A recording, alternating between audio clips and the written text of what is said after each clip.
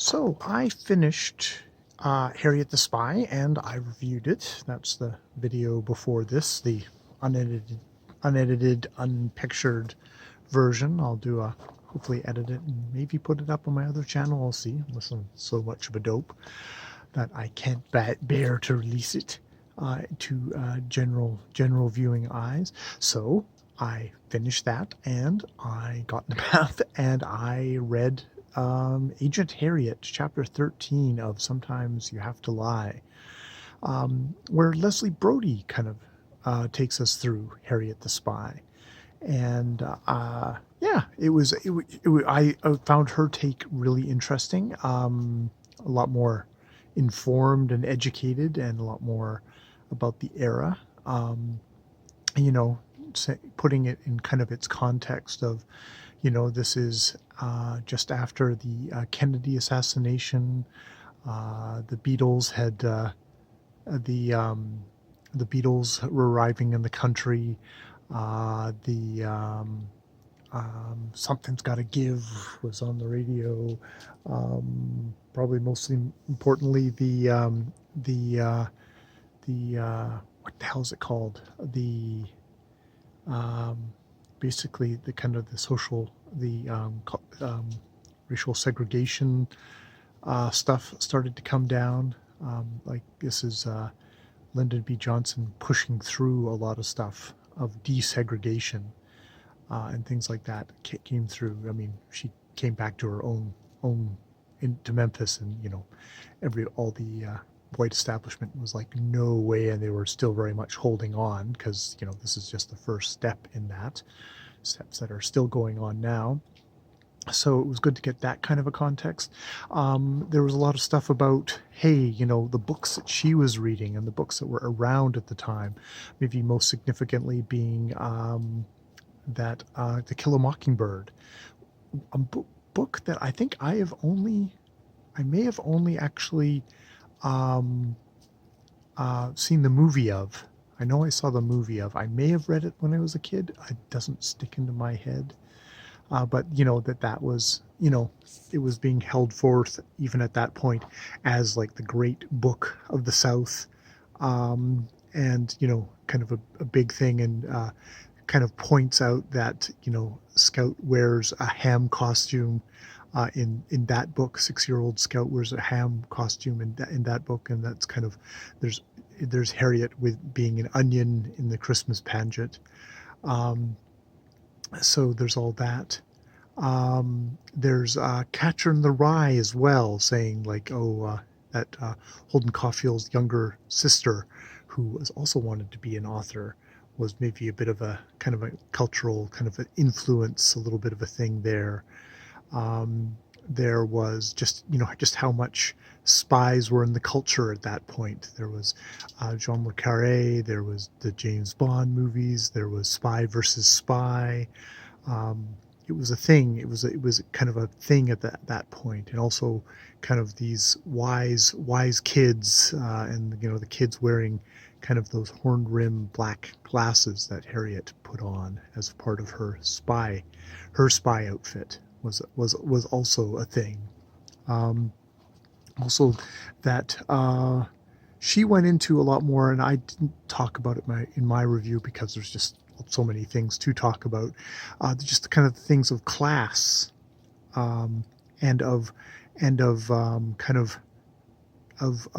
capitalism, of how that there's a lot of people who are basically kind of chasing money, and that how that kind of affected their lives, that her father was in television, and that it was all about kind of money and not about art, and that her father had sort of kind of had accepted that, but still kind of railed against it, that there were the Finks, kind of being also that echo of Holden Caulfield's Phonies, that idea.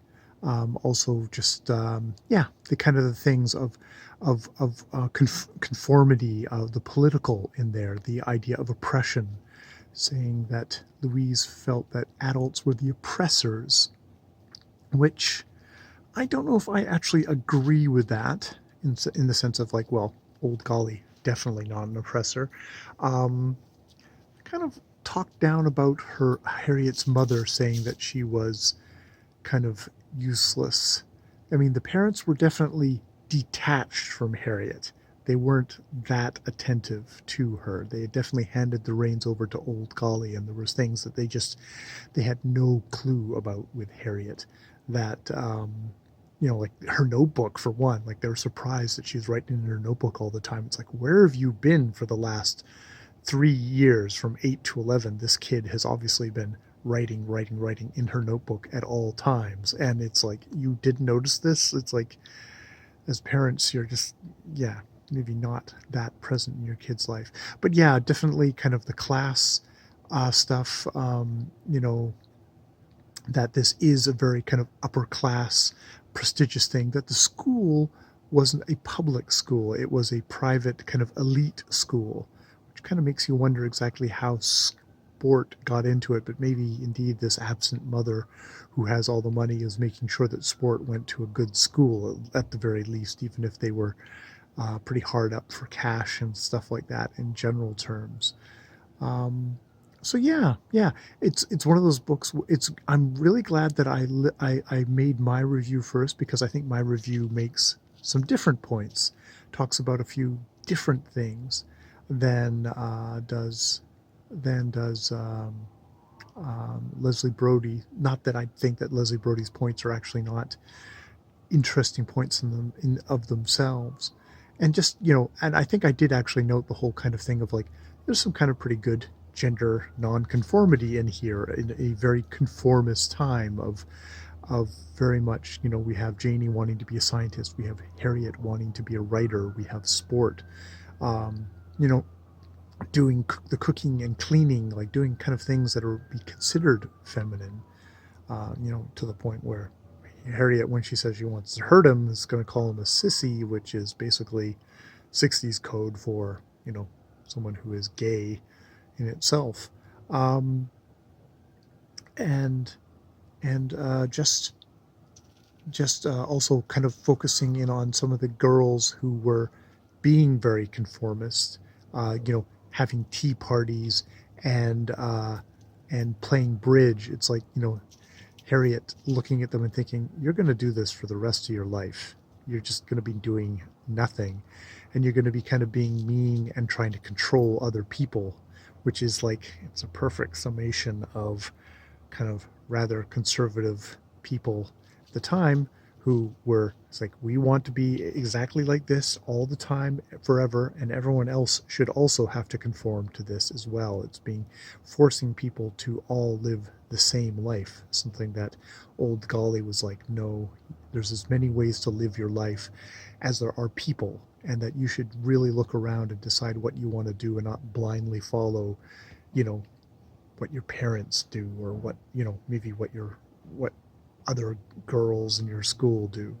So yeah, it was a good chapter. I don't regret stopping and reading Harriet the Spy again myself, and kind of having my own spin, because I think I like some of the richness and loveliness and kind of joy that I found in it as well, because it's more economic, social stuff, which is important stuff, and I can see why a biographer would be focusing in on this. But I feel like I also found some good stuff as well. All right, so yeah, I think I thought I'd just stop and say that, and I'm just going to continue on really enjoying this biography. I've spoiled myself as in that I know kind of the very bare bone facts of what happens to Louise Fitzhugh. It's interesting. As I was reading, I was like, "Oh, does it the drink get her? Does what gets her? Like, is it depression?" It's like, do all this. It's like, I do know now. And also, I think one of the big things I just talking about, having read the book again, and then having the chapters leading up to this of what her ideas were at first. It's like, old Golly was not going to be was not in her was not even present in her first ideas of the book. That got drawn out by the editors, which is like, good for the editors, because wow, Old Golly is such a giant part of this book. That I'm Ursula Nordstrom and Charlotte Zoltano, I think it is. I would like to give them a big thanks as well for this book. Yes, most definitely. All right, more videos later.